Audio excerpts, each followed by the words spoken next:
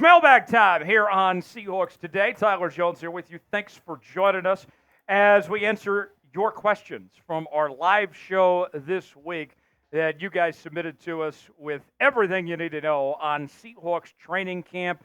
We will react to them coming up in just a moment. Before we do, I want to make sure that not only you're subscribed to Seahawks Today, but you have your notifications turned on, that you're part of what we call the Noti Gang here on the channel. Those are the folks that are the first to know when we have new content here on Seahawks Today.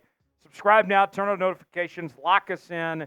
If the Seahawks make a move, you'll be the first to know about it. Subscribe now, you'll be glad you did.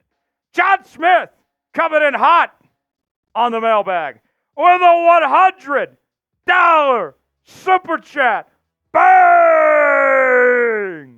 John Smith writes, finally made a live show. Haven't seen the super chat menu, but I am sure this means Tyler has to drink something. That I did, folks. Wake up and smell the football. Training camp is finally here. Thank goodness.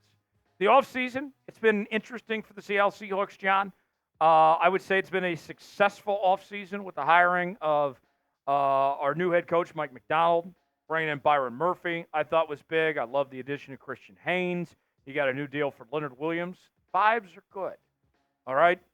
It is, I think, going to be a very fun year for the Seattle Seahawks ahead. And this training camp is going to be very pivotal. And I'll say this before we get to our next question, John. I think that we're going to learn a lot the next few weeks. I'm very curious how these guys respond to the first training camp without Pete Carroll in the building.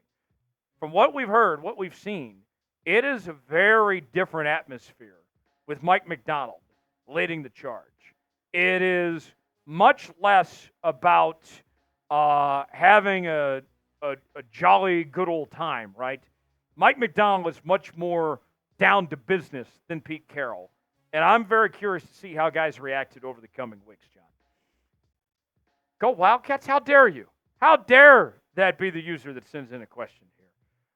And I don't have my KU Yeti today. That makes me just want to puke. Anyways, our boss is a K-State grad, and as far as I'm concerned, F him. How much pressure is there on DK Metcalf during training camp with him wanting a new contract? That's an interesting question, and I'm not even going to say those words of what your username is. But I would say the pressure on DK isn't necessarily about training camp when it comes to wanting to get this extension of this new contract. The only thing he really has to do is stay healthy. If he stays healthy, then he's going to be just fine, and he'll get the money that he wants. The Seahawks will pay him. He's a part of their long-term plans. He's the biggest name on this team. He's the face of the franchise. Whether you want to admit it or not, DK's the guy, and I don't think he's going anywhere. Training camp, as long as he stays healthy, that's all DK's got to do as far as this goes. And I don't think that we're actually going to see DK a ton throughout training camp. They know what they're getting. As long as he learns the offense and does what he needs to do, then DK, I think, is going to be around for a very long time. He's going to get paid well. I think he's going to get paid somewhere in the range between $30 and $35 million a year, and the Seahawks are going to like what they see from DK Metcalf. I'm very optimistic. One thing that I feel compared, and most people feel the same way about DK, we would like to see his antics come back down a little bit. Would like to see DK mature more. That should come with age. We know he's a fantastic receiver. He just can't keep getting called for these personal fouls and all this silly stuff. If he can kind of put that in check, if you will, then DK's on track to be one of the all-time greats in this franchise. So, no, I don't think there's pressure at all on DK. He's just got to stay healthy, and I don't see any reason why he can't do that. Should the Seahawks extend DK right now? Think about this. If they extend him now, that's going to free up more money for other potential moves for the Seahawks. Is now the right time?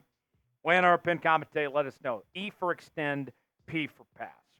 Today's show is sponsored by Game Time. Game Time is the place to go for last-minute tickets for the best seats and the lowest prices guaranteed.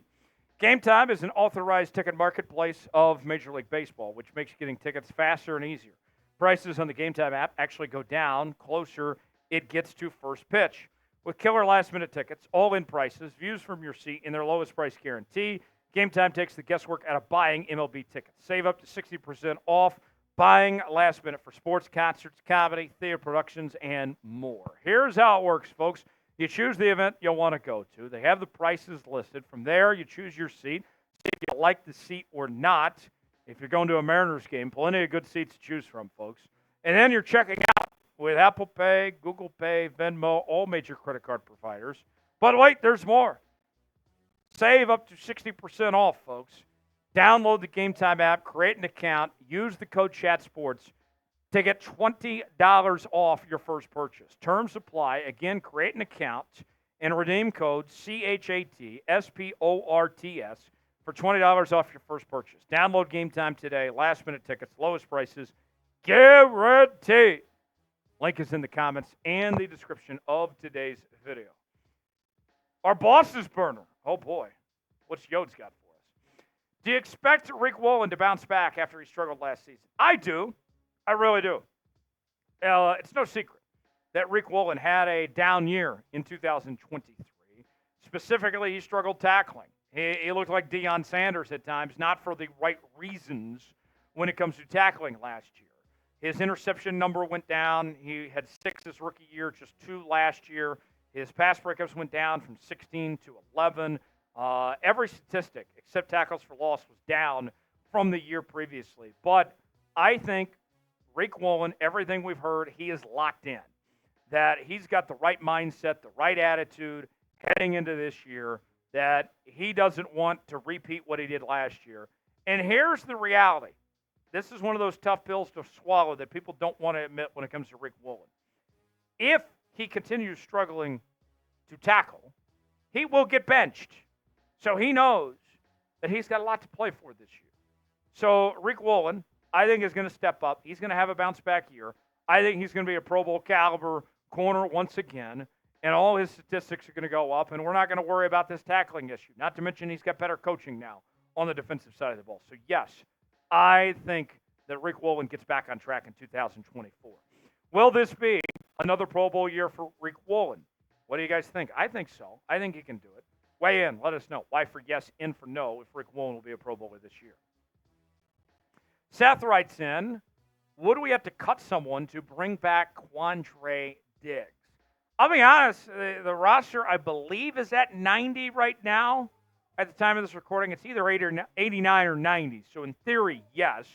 But even with that said, of the money it would take to pay Quandre, even at the vet minimum and all that, you probably would have to move on from a player or two anyway to free up a roster spot. But the idea with bringing Quandre back would be to be a number 3 safety. Jarek Reed is already hurt. We don't know if we can trust Kobe Bryant. Jury's still out in Kayvon Wallace. I think it would make a lot of sense to bring Quandre Diggs back. And say what you will, Quandre Diggs had a down year last year. Everybody knows that. But even with that said, if he comes to Seattle, returns as a number 3 safety, you're not going to ask for him as much as you did in his starting role last year. We know the Seahawks with Mike Macdonald want to play 3 safeties. I'm all in on the idea of bringing Quandre back. To me, it makes a ton of sense. Nathan writes in, how well do you think Byron Murphy will play as a starter? I think Byron Murphy is going to be fantastic. I think that we got to simmer down expectations. I feel like every time I check the comments section, some of y'all are saying, oh, we found the next Aaron Donald or we found the next Chris Jones. If he's Justin Madubuike, I'll be thrilled. All right? So with that said, this rookie year, Defensive Player of the Year is hard to win as a defensive lineman. I think if he can have a year similar to what Jalen Carter did last year, I would be more than thrilled. I'd be happy with that if that's the case. But Byron Murphy, I think, is going to be great from the beginning. Last question, John Smith. What the hell are we going to do at inside linebacker? That's the million-dollar question, John Smith. Man, you hope Dodson and Baker can get healthy soon. Not great. They're beginning training camp on the PUP list. Not ideal there. I think if those guys don't get healthy soon, you got to start weighing the market. Whether it's a Zach Cunningham or you potentially make a trade or wait for somebody to cut a linebacker or something, you can't stay pat with what you got if these guys don't get healthy soon. The hope was that Baker and Dotson will be back for training camp. That does not appear to be the case at this point. So, John, your guess is as good as mine. I think that if those guys don't get healthy soon, they will sign somebody, but we shall see. Subscribe now to Seahawks Today. Turn on notifications. Stay up to date what's happening with your Seattle Seahawks all off season long. YouTube.com/SeahawksTV. I'm Tyler Jones. We'll see you next time.